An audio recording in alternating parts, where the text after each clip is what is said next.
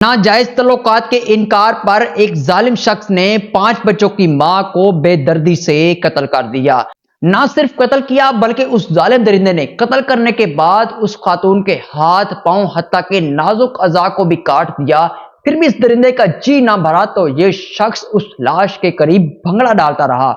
ये इंतहाई अफसोसनाक वाकया कहां पेश आया, इसकी डिटेल जानने से पहले आपसे गुजारिश है मेरे फेसबुक पेज को फॉलो कर दीजिए, यूट्यूब चैनल को सब्सक्राइब कर दीजिए।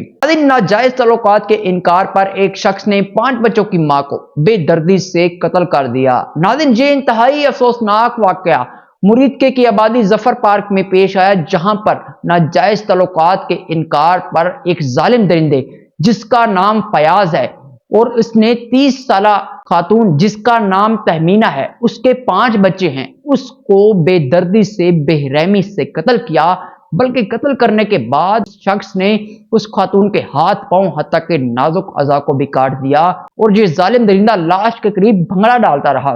नाज़रीन, मकतूला के बाप अब्दुल मजीद का कहना है कि मेरी बेटी की पहले 3 शादियां थी और ये अब तलाक याफ्ता है। उसमें से इसके 5 बच्चे थे, जिसमें से ये तहमीना जिसकी उम्र 30 साल है, ये अपनी बेटी के पास रहती थी। लेकिन ये मुलजिम फयाज मेरी बेटी से नाजायज तल्लुकात कायम करना चाहता था, जिस पर मेरी बेटी ने इनकार किया।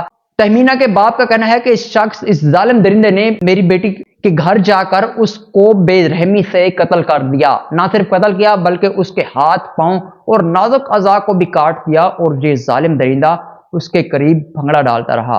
नाज़रीन, ये इंतहाई अफसोसनाक वाकया मुरीदके में पेश आया। जब ये वाकया हुआ तो उसके बाद बाप ने फौरी तौर पर पुलिस से राब्ता किया। पुलिस मौका पर पहुंची, जिस पर मुलजिम को फौरी तौर पर गिरफ्तार कर लिया और इसके खिलाफ थाना मुरीदके में मुकदमा दर्ज कर लिया गया। इसके खिलाफ कार्रवाई अमल में लाई जा रही है।